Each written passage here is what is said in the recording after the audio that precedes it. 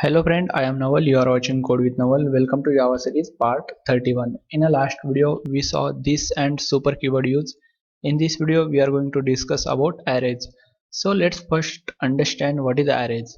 Normally, array is a collection, collection of a similar type of element which has a categorized memory location. We can store a similar data type element in an array. Use of array. Array is used to store a group of elements homogeneous and fixed number of length. Then you might be thinking what is mean by homogeneous, what is mean by heterogeneous. Homogeneous means the same data type.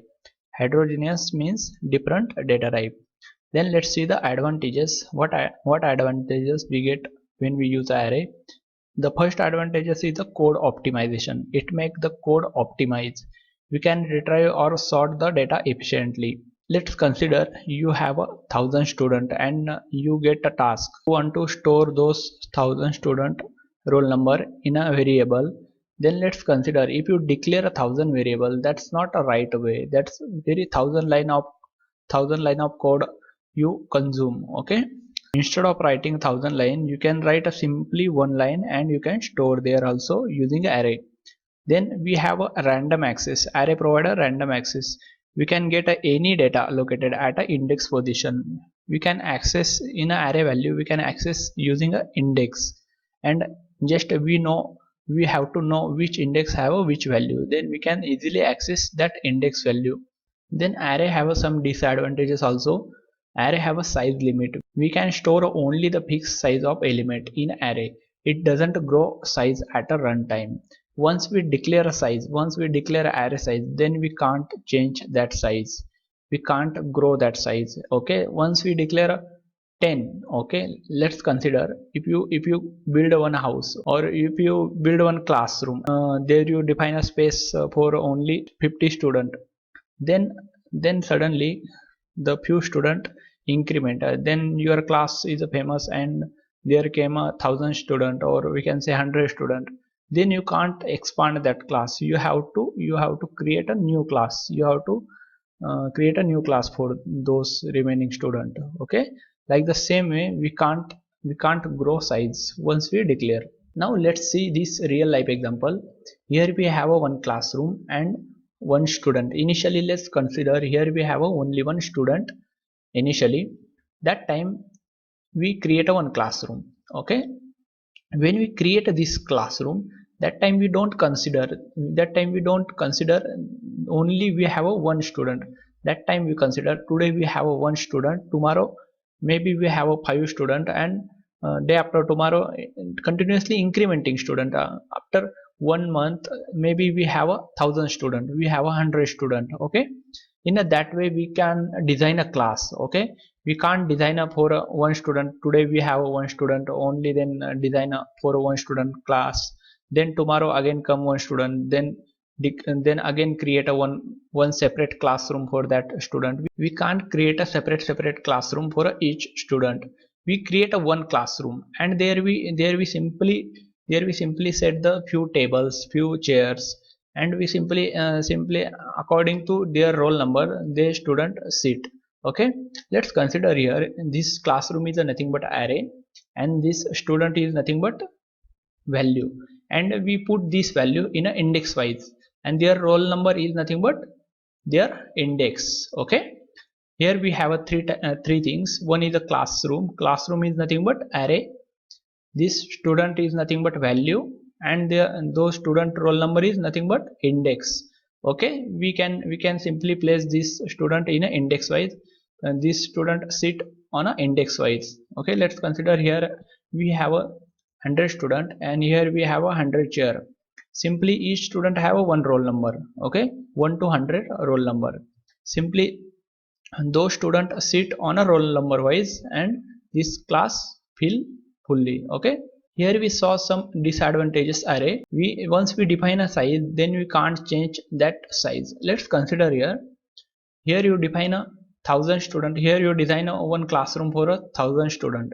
Okay, but nowadays, due to corona there is no classes. Okay, there is only online classes happening. there is no offline classes happening due to the COVID-19. You just design this 1000 student classroom, and then COVID came, and suddenly all school or colleges shut down. Okay, then you design that. You can't change this design. Okay, if you use or not use that space always there. Okay, if up to you, you can use or you can't use, but this place is always consumed. Once we define, we can't change this place is always consumed. Okay, the same thing in an array. Once we declare array, then we can't change array. If we use a one index or two index, the remaining index size is a just consume. We can't release that size. That size is a engage. Let's consider, here we have a one array. This classroom is array, and we define here 1000 student array. Okay, and we have only one student. That 999 place is empty, but we can't use that place for a other purpose, because this is a classroom. This design only for a class. Okay, in this same way array is working. This is a real life example. If anybody asks you, if any interviewer asks you, tell the real life example, then you can mention something like this example. Okay, let's see array declaration. We can declare array in a two way. Okay, we can simply define a data type, then array variable name. We can simply define a data type, then variable name, then this array bracket. Then second way, int, this is a data type, then this array bracket, and then variable name. Then we have a array instantiation. Declare and assign array size. We can declare, and only that time we can assign that array size. Okay, we can simply declare and assign size. Array initialization, store value in a particular index. Once we define array, here you can see in a second point, here we simply define array and assign a 10 value. Okay, 10 index starting from 0. That means we have a 0 to 9 index is a total 10 place. Here we simply put value in a 9th index. Here we simply assign value in a 9th index 10. Okay, there are two way we can create an array. One is a single dimensional array, and one is a multi-dimensional array. In a single dimensional, we have a just declare one array and we can store a value there. But in a multi-dimensional, we have a column and a row. In a two-dimensional, we have a column and multiple row. Now you can see here, this is a one-dimensional array, single dimensional array. Int, here we simply define an array, and here we simply put those value during the array declaration. In this array, internally store like this. Here we simply store this value during the array creation. That time it's automatically assign that much size. Here you can see 0 1 2 3 4. Index always start from 0. Okay, 0 1 2 3 4. That means 4 index size allocate for this array. You can see here, for accessing this one value, we simply put here array and 0 index, array 1 index, array 2 3 and 4. Here you can see this is a memory location. We can't access through the memory location, because Java not support a pointer. Okay, in a C++, there we can access particular index, we can access particular value with using a memory location, because there has a support pointer, but Java not support a pointer. That's why there is no memory location access. Okay, this one is a single dimensional array. We will see everything in a practical. Okay, then we have a multi-dimensional array. Okay, you can see here multi-dimensional array. Here we simply define a array, then here we simply put two array bracket, and then first one is for row and second one is for column. Okay, here we define a three different rows. Okay, the first row, second row and third row. You can see this first row, second row, third row. In a first row, first column means when we have to access this first row, first column, that means in a first block, here we have to add a row index, and a second block, here we have to add a column index. You can see I want to access this 11 value. Okay, this 11 value locate in a second row. Okay, you can see this is the first row, this is second row, and array row index or column index starting from 0. That means this is a 0 row index, this is a 1 row index. Okay, I'll simply put 1, and this one is a inside this row, this one is a 0 index. That means we simply pass here 1 index for row and 0 index for this column. You can see here 1 and 0, and I can access this 11 value. Okay, in this way we can access this 2D array also. Now we have a 3D array also. In a 3D array means here we have a 3-dimensional. Here we can see we have a set of row and columns. Okay, multiple set of row and columns. The combination of set of row and columns, the first array, first block, that is a combination of row and column. The second block declare the row, and third block declare the column. I want to access this 3 value. Then how can we access this 3 value? First we have to go here in a first block. Here we have to add a 1, because this one is a 0 index, this one is a 1 index, the second row for a 1 index. Here I have to add 1. Then inside this block, here we have a 3 multiple rows. In a our value is locating in a second row, that means 0 and 1. In a second block also I have to write 1. In a third block I want to access this 3 value. This is a column 0 1 2. I want to pass here 2, 1 1 2 for accessing this 3 value. Now you can see, you might be thinking how much multi-dimensional, how much can we go up to multi-dimensional? We can access up to 255. Okay, we can access up to 255. You can imagine how much we can declare. Okay, we can access up to 255.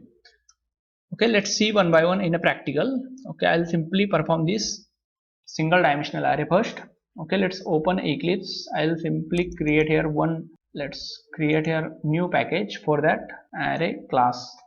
Okay, I'll simply define here array class. Inside array class I'll create a part 31, because this video is a part 31th video.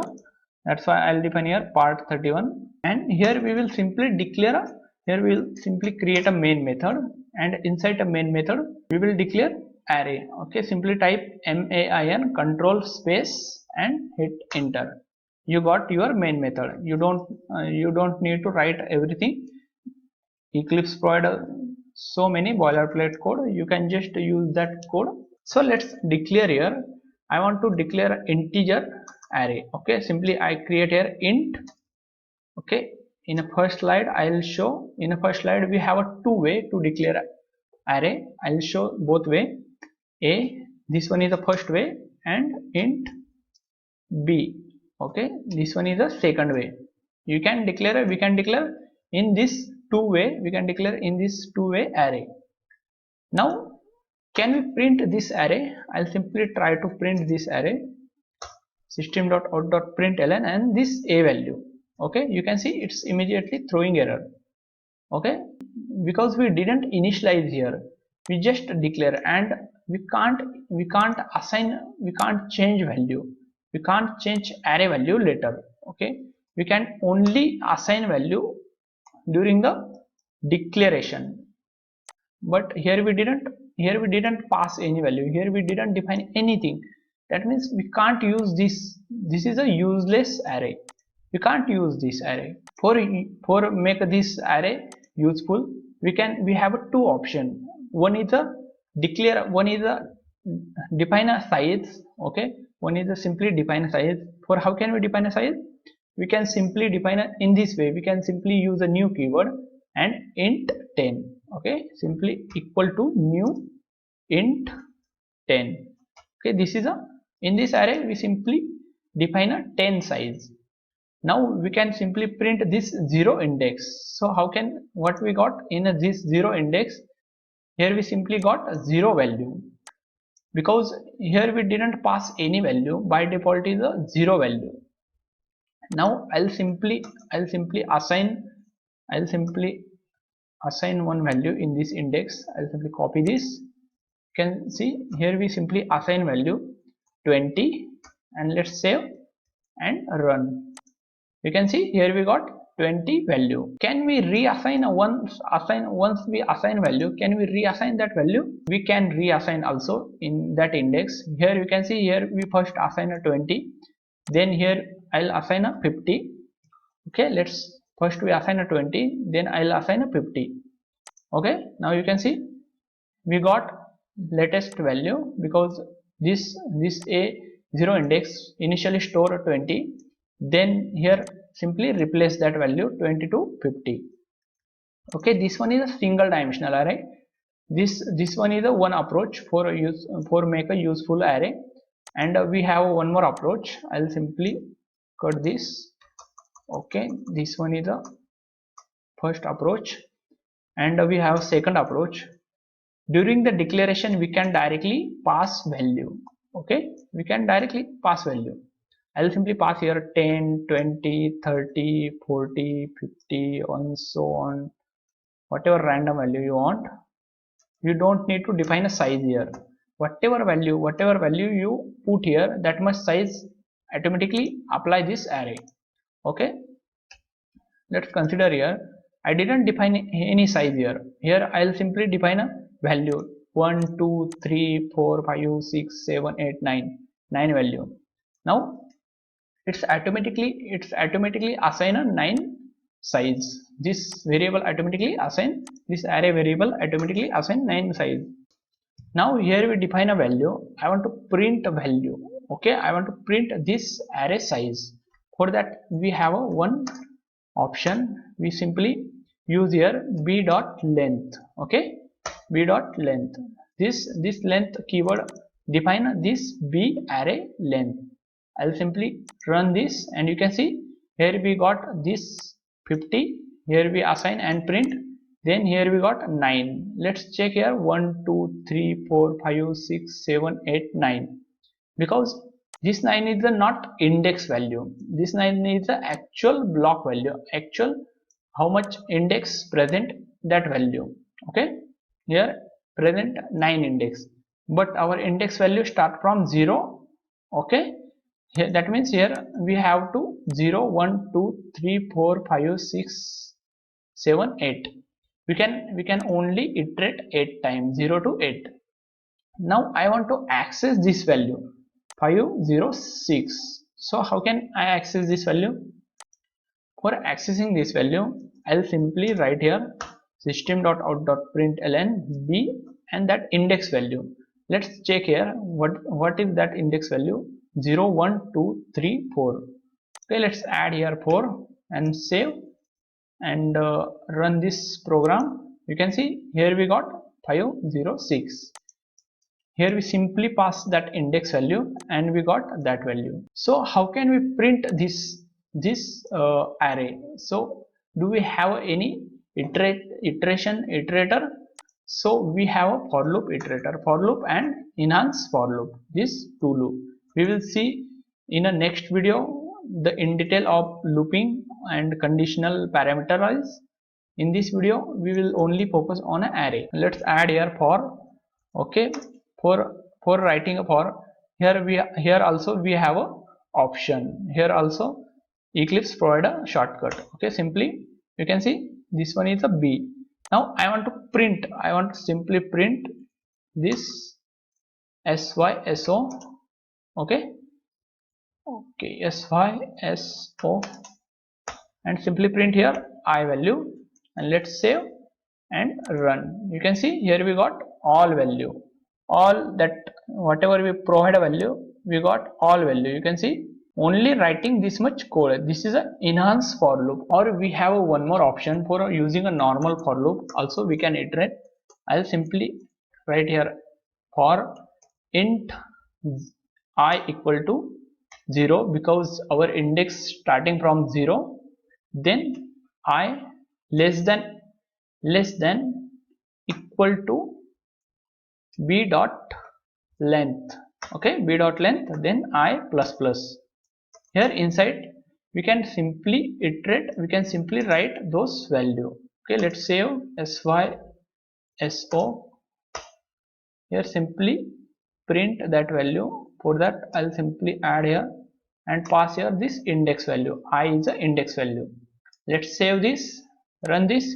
You can see here we got value, but here we got in the last, here we got array index out of bound exception. If we try it here, let's consider here we have only 0 to 9 value, but this length hold that last value as well, length hold till the 10th value. Okay, length start count from 1. In a length point of view, this is our 1 2 3 4 5 6 7 8 9 value, but in index point of view there is only 0 to 8. But length point of view, here we have a 1 to 9, but index point of view, here we have a 0 to 8. For that we have a two option. We can simply write here -1, or we can simply remove this equal. Okay, let's save this, run this.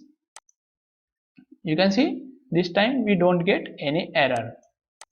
In this way we can simply access this one dimensional array. We can simply create this one dimensional array. We can access using this, we can iterate using this enhanced for loop as well as this normal for loop. Okay, so let's see the next point. We have a multi-dimensional array. Now we saw single dimensional array. Now we will see two-dimensional array. Okay, for that I'll simply create one more program, or I'll simply write here as well. Okay, I'll simply create here a new variable int. Okay, int ARR, and here simply declare two array. Here I want to store array. Okay, so how can we do that?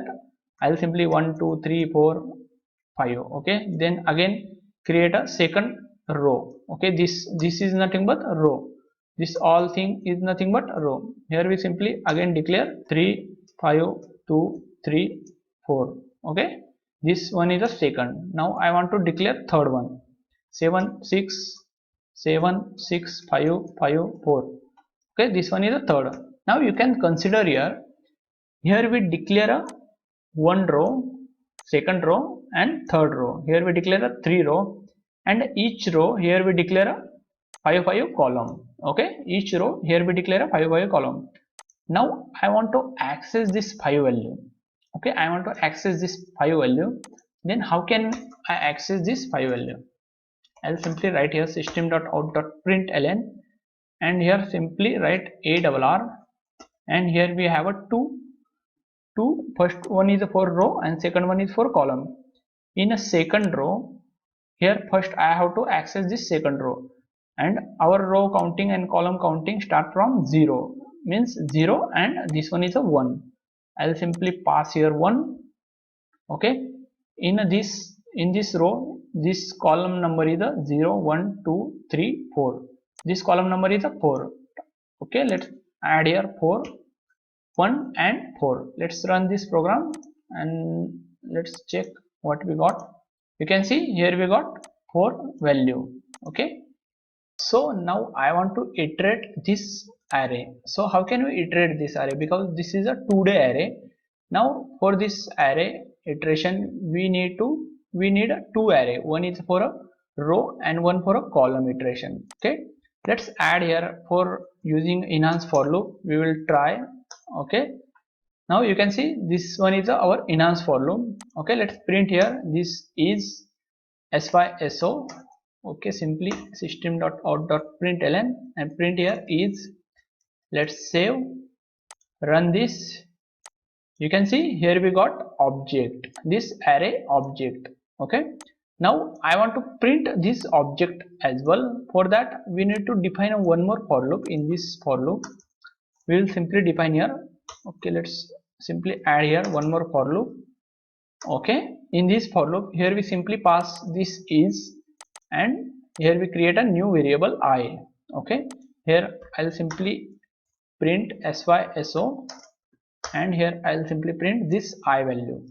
Let's save, run this, and you got your all value. You can see this first row value, okay, 1 to 5, then this second row value and this third row value. you simply get your all value here using this enhance for loop.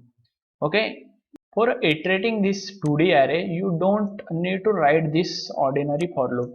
You can simply use this enhance for loop, but we will try this ordinary for loop as well. Understand logic that for loop is better, this ordinary for loop is always better. I will simply create here one for int I equal to 0, then I less than equal to arr dot length array dot length, okay, and I plus plus.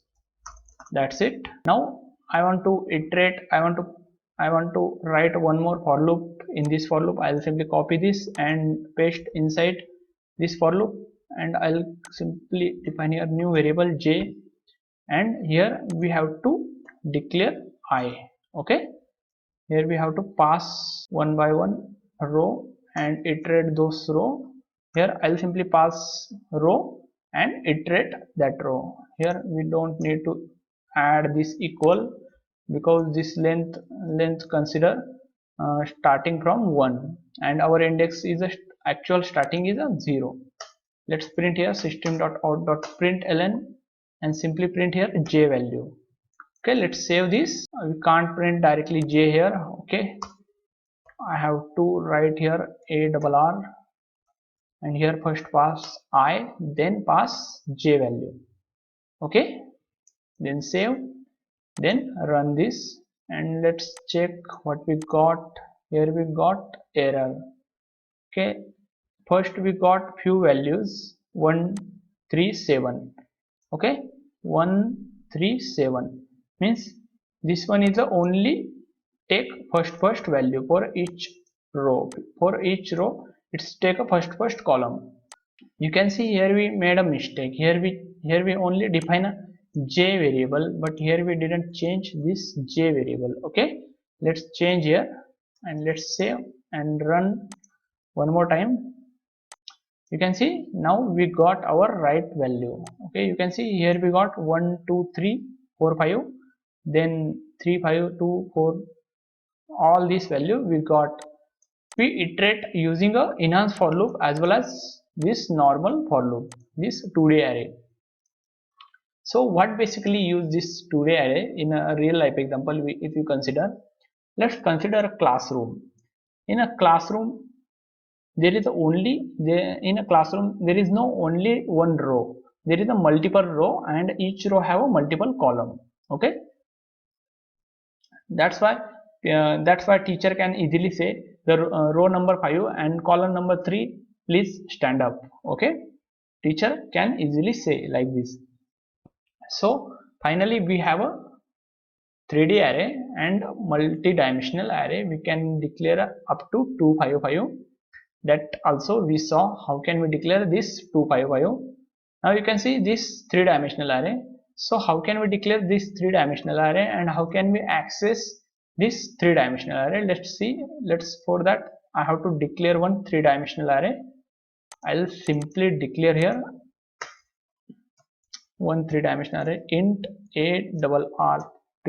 I'll give this time 1 2 3. This is a 3-dimensional array, and here I'll simply store value. Okay, I have to declare this 3 1 comma 2 comma 3 comma 4 comma 5.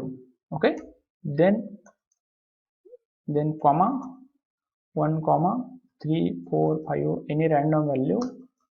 Okay, 1 comma, okay, let's add here 1 comma 2 comma 3 4 5. Okay, I'll simply add this to column. This one is a first row complete. Okay, then I need to complete this second row and column set 3 3 2 2 4 4 5 5. Okay, then again 5 5 4 4 3 3 2 2 1 1. Let's add here one value 45. Now you can see this second one is also complete, and we complete this all thing. Okay, let's add here or add here. Now you can see in this Here we simply here we simply declare a three-dimensional array. Here we simply create a set of row and columns. Okay, you can see this one is a one set, the combination of row and column. This one is the second set, combination of one row and one column. Or we can say here we simply declare a set of two-dimensional array. This one is a this first line is a one two-dimensional array, and this second line is a another one two-dimensional array. For combining this two-dimensional array, we can create a three-dimensional array. So how can we access this array? So I want to access this 45 value, this 45 value. So I'll simply define here system.out.println and simply declare here 1 2 3. Let's first check in a which set it's present. It's present in a second set. Okay, that means index starting from 0 and 1. Let's add here 1. Then which row is it's present? It's present in a second row in that set, 0 and 1. Here also add 1. Now I want to access this 45. That means 0 1 2 3. Let's add here 3 and let's save and run. Now we expect 45 last value. Okay, you can see here we got 45. Now I want to iterate this array. So for this array we need 3 for loop. Okay, for each layer we need a 1 for loop. I'll simply create here enhance for loop for. Okay, let's create here for each. Okay, and here simply define one more for loop. Okay, one more for each, and in that also I'll create a one more for loop, one more for each. It's automatically take value. If I declare here one enhance for loop, it's automatically take this recent array